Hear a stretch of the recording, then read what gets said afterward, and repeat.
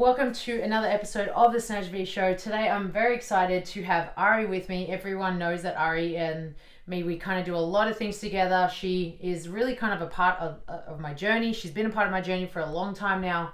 But I don't really want to make today about me. I want to make it about you and kind of talking about your journey, and especially in terms of like how we met and what's happened since then. But first I just want to kind of like start with my approach to it.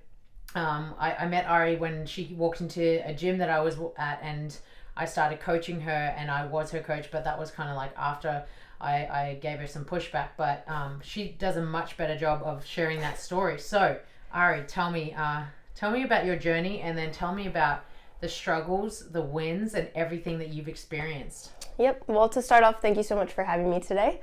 I feel like we can't keep people guessing about that story, so I'll go ahead and share it. So I started CrossFit back in 2013. I grew up playing soccer, injured myself, found CrossFit, fell in love with it, gave me the same feeling of playing soccer. Got pretty complacent at the gym that I was at, gained a bunch of weight, and knew I needed to have a change. So found another gym in Brea that you happened to be at. Long story short, we met. I was like, all right, she has to be my coach. Like, I'm going to do whatever it takes to get her as my coach. So you started to coach me just in the group classes. And then I pitched it to you, hey, can you train me? And you're like, yeah. And I was like, okay. And I went back home and I'm like, all right, well, when? So I reached out again. And you're like, yeah, we'll set something up. I was like, okay. So a couple months went by and we still hadn't trained together. And then finally, I think I just kept bugging you about it. And you finally gave me a shot and you're like, yeah, why don't we do something? Well, I told you you couldn't afford me. Well, yeah, you did tell me that part, which I could. So apparently that's the reason why she pushed me off for so long. She thought I couldn't afford her, but I could. So a couple months later, we started training together, and that's when like my life really started to change. You put me in really uncomfortable positions or like workouts, but you also tackled into my nutrition, which is a big part of my story because I grew up always playing sports and thought and had the mindset of, well, I work out so I could eat whatever I want because it's fine, it's going to balance itself out. And then when I got into the CrossFit scene, I got into the weightlifting scene.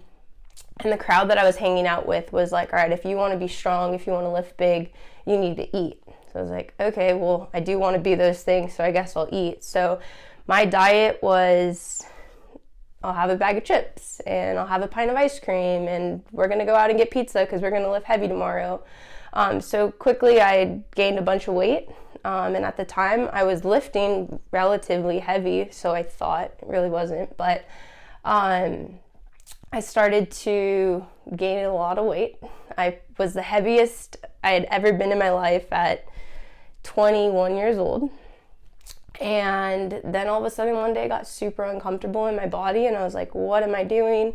I got up to 170 pounds, just eating whatever I could. And then my emotions were out, like just everything started to spiral for me. So when I started the path of nutrition and training with you, a lot changed. I'm 40 pounds lighter now, and I have you to thank for that. Nutrition really changed everything for me. Right on. That's such a profound story, and I feel like a lot of the time people will say, I'm going to do a workout, and especially weightlifting, they'll want to lift heavier and heavier, and we're all under this idea that weight moves weight. But it's kind of a false statement because weight doesn't move weight. If you have muscle, and muscle weighs more than fat, if you have that kind of weight, then yeah, that's going to move some other types of weight. But if you're just basically built of whatever and however, then you're not going to be able to push as much weight as what you think you are. But that whole concept around weight moves weight, you're only going to get stronger if you weigh more. You have to still allow that, you're really trying to rely on fat to move weight. And unfortunately, the way that the body likes to work is, strength is in the muscle, it's never in the fat. So But I love that story, and I guess like what I love the most about that story is that you were then able to become a coach yourself. So everybody knows that, you know, I opened Ausletics, and Aree's been with me since I opened Ausletics. And so hearing her story of how she started and worked with me, and I remember, you know, first time that Aree achieved like a ring muscle up and how exciting that was for her. Because when it comes to gymnastics, you really have to understand that gymnastics solely relies on you being a good optimal weight for you to move your body through time and space under good tension. You can't be heavy and do gymnastics well, all right? You can do it, but you can't do it well.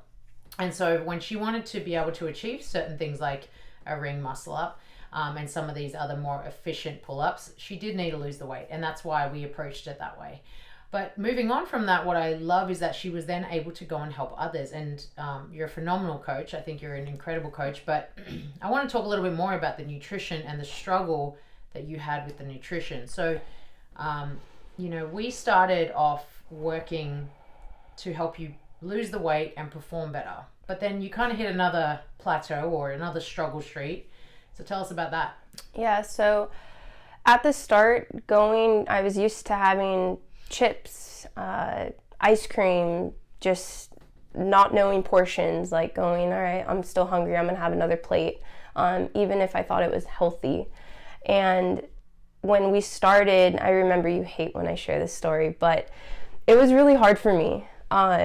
Going from having sugar and having carbs and just eating to eat into structure was a big challenge. And the story that you hate that I'm going to share, I remember there was this one time I was at Whole Foods down at Fashion Island, and I just wanted chocolate so bad. I was like, I need it. And I was like the type where I was like, give me chocolate. Like, I love chocolate. So I was at Whole Foods, and I knew there was this chocolate brand that had 2 ingredients. It was like cacao and like sea salt. Like, I was like, this is fine. It's clean. There's no way I'm going to gain weight off of this. And so I sent a photo of it to you, and I'm like, hey, is this okay to have? And you just straight NO. I was like, okay. And I don't know what was going on, but that like was a breaking point for me. I just started crying in the aisle of Whole Foods because you denied me chocolate. And so going through that transition of like having to build the discipline and the resilience to overcome my emotional eating habits, in the moment it was hard, and it's not to say that I'm fully like 100% away from that, because I do have my struggles, and there are times where a craving kicks in and I have to fight it, but I'm so much better at having that resilience to say no and when to say no. But going through that process of when you start, you're a certain way and you're here, but you want to get here, there's a lot that happens in between here, and it's not a quick, you're going to have your highs, you're going to have your lows, but you just have to keep going. And so I like to share that story because I feel like as coaches, people think like, oh, well, you're a coach, you have it all figured out and it's easy for you. And it's not, but it's about building. It's, for me, what I've learned, it's if you have a goal in mind, you have to create and you have to execute to get to that goal. And you have to create that system, because so often we're like, well, I want to be this and I want to do this, and we want to have this look, but we're not willing to do the work to get there. So being just over the years, having that constant like, all right, let's build on this. And once I hit one milestone, okay, I've achieved this, now let me build on that and let me stack something greater, has been massive. And then just recently taking a deeper approach into things of wanting to heal my body right internally. And when I say that, I've struggled a lot with hormonal imbalance. I've struggled a lot with hormonal acne. I've struggled a lot with mood swings and just female stuff, the works. And so wanting to dive deeper into that, I have. And so just doing so much research and knowing like what foods can help just heal your body. There's so much stuff out there that has so many additive ingredients and preservatives, and we don't know about it. Like, no one tells us these things. So I've taken the time to do my research, to get my body right, to heal myself, and just dive deeper into that. And in doing that, I've really found a passion to help females specifically overcome things that we think are common that are not, or shouldn't be normal, but everyone in society is like, yeah, I feel that. So we're like, oh, okay, well, I guess I fit in. So it's been a cool pathway of just healing yourself, but then now it's like, I've done this for myself. I want to go and serve others and help others heal themselves. Nice. And that's now that you're around coaching in terms of how people move their body. You're now around these people in terms of how they fuel their body, which is something that I've been around for a long time. So I feel like we have almost like the same idea of what the struggles are. And I want to share some of these struggles that I experienced through the clients I work with, and I would love for you to do the same, because I just know that there are so many people out there that struggle with probably the same thing. So for me, a lot of it is, a lot of my clients struggle with energy. Energy is not probably the number one. I just have no energy. I have no energy. Now, for me, I take a look at the whole thing. Like, how are they sleeping? How are they eating right before their workout? Are they even eating? How they're eating right after their workout, especially for a majority of the people. You know, everyone knows that I like to train my clients in a way that is going to bring them to like their 10.0. In other words, I push them hard, and I push them hard because I really want them to excel. But the problem is that they are always sore. But then when I ask them, what do you eat after our workouts? Sometimes they say I haven't eaten for 4 hours, 5 hours. And obviously we know that the window that you should be having some form of refueling concept needs to be right after your workout. Like, everyone should be hitting 20 grams of protein straight after a workout. And a lot of the time people wait to eat, or they go and eat something really poorly nutrient dense, and then they find that they are sore for longer periods of time, that if they had actually eaten something better, they wouldn't have to feel that way. So my biggest, I guess, concept that I have to deal with is people not refueling their body well to then optimally perform the next time they come into the gym. And not only that, to see the goals that they, the results that they want for the goals they have. So, now that you've got many clients that you work with, most of them being female, most of them having hormonal issues, what do you feel is like the constant, I guess, struggle across? I think a big one is when I dive into the menstrual cycle, and just start to like peel back what's normal and what's not normal. And then the lower belly bloat has been a massive one for females. As females, we have so many different things that go on. So being able to address, well, they want to lose weight, but they're like, specifically, like, just like my lower belly, it always feels like it's bloated. And that's not normal. Even though we might think it is, it's not normal. And there are certain foods that we can put into our diet, and certain things that we can do to help heal that, to make that bloat go away. I kind of want to touch on this, because when I was growing up and I was learning and I was getting educated, everyone used to say to me, oh, it's normal for a female to have a little bit extra below the belly button, right? Just a little bit below the belly button, so that they could support a baby. That was like what I was told. And I was like, oh, okay, that makes sense. So we're all meant to have like this little like pudge right underneath our belly buttons, because that's supposed to support a baby. And I was like, I don't know why, but that just didn't really sound right to me. That sounded a bit more like an excuse and a validation for why females can't dive deeper. And then so I started diving deeper into it, and then a lot of women would come to me and they'd be like, I really want to lose this last part, right? This is the final part of my belly that I want to lose. What's it going to take? And my answer to them is like, that final 10%. It's going to take the final 10% for you to be as committed, as dedicated, as disciplined as you could be to your diet. And I'm saying like really on top, like understanding what ingredients are in the foods you're eating, understanding how they affect your body, understanding the timing of what you're eating and when. That is what's going to give you that final 10%. Everyone can say, I eat well 90% of the time. Very few people can say, I eat well 98% of the time. Because like the final 2%, yeah, okay, you've had a little bit of this or that every so often. But how many people can truly say, I eat well 98%? I know I can, but that's because I'm committed and I'm dedicated. And I don't want that feeling. I don't want that feeling of feeling slow and sluggish and as if I'm just kind of like going through the motion. I don't want that.